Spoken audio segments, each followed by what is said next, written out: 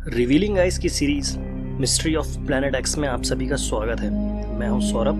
चलिए शुरू करते हैं। क्या आपने कभी सोचा है हमें किसने बनाया, हमारा जन्म कैसे हुआ, क्या हम पृथ्वी में ही पैदा हुए या किसी और ग्रह से पृथ्वी में आए? अगर आपने कभी ये सब सोचा है तो आप यह वीडियो पूरा देखें, शायद आपके सवालों का जवाब आपको मिल जाए। ज़ैकारिया सिचकिन, जो एक रशियन अमेरिकन लेखक थे, उनके अनुसार उन्होंने हमारे जन्म की गुत्थी सुलझा ली थी। उन्होंने सुमेरियन सभ्यता का रिसर्च किया और पाया कि सुमेरियन सभ्यता के ग्रंथों में हमारे जन्म की पूरी कहानी लिखी हुई है।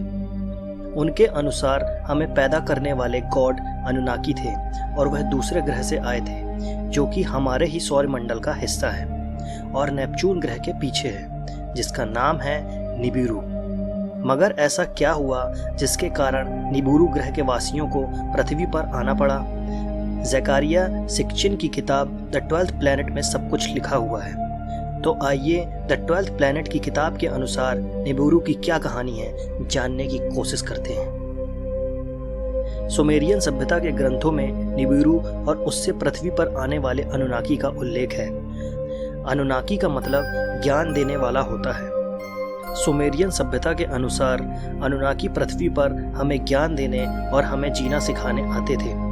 सुमेरियन सभ्यता में पृथ्वी को त्यामत कहते हैं। 4,500 लाख वर्ष पहले जब पृथ्वी में कुछ भी नहीं था, वह बंजर थी और इसमें जीवन का नामो निशान नहीं था, तभी सूर्य की परिक्रमा करते समय पृथ्वी से एक बहुत बड़ा अननोन ऑब्जेक्ट टकराया, जिस कारण पृथ्वी के 2 टुकड़े हो गए, जिससे हमारे मून यानी चंद्रमा का जन्म हुआ।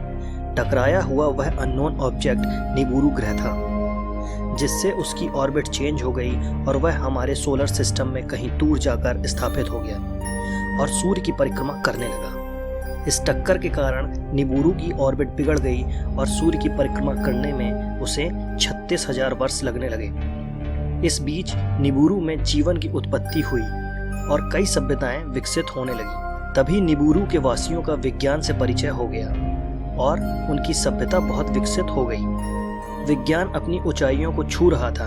उन्होंने कई लाख किलोमीटर उड़ने वाले अंतरिक्ष यान भी बना लिए और उनकी सभ्यता पूर्णतः विकसित हो गई।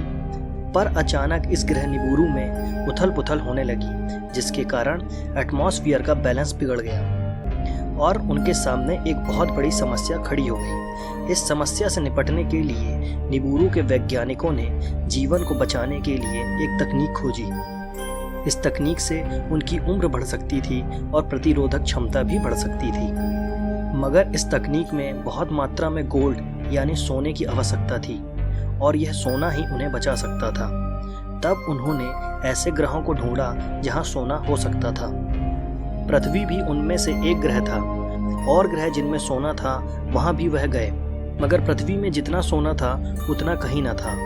इसलिए निबिरू वासी पृथ्वी पर आए और सोने की खुदाई शुरू कराई।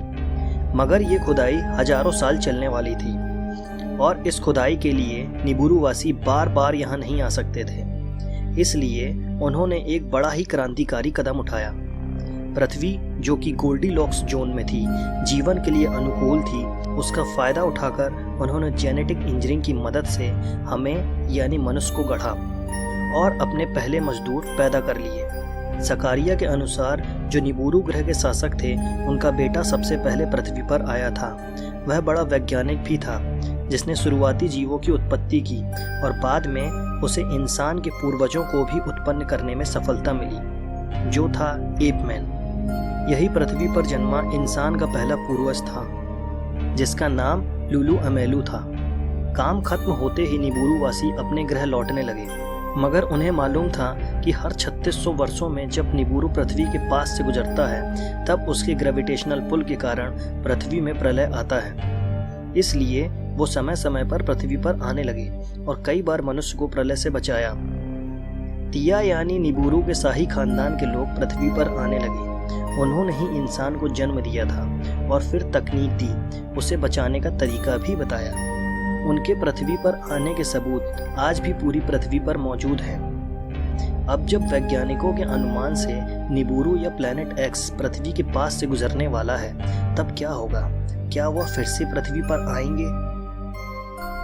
अनुनाकी और निबुरू के बारे में जानने के लिए इस सीरीज़ का अगला एपिसोड जरूर देखें। अगर आपको यह वीडियो पसंद आया हो तो लाइक करें, कमेंट करें, शेयर करें। इस तरह की दिलचस्प वीडियो को देखने के लिए हमारा चैनल सब्सक्राइब करें।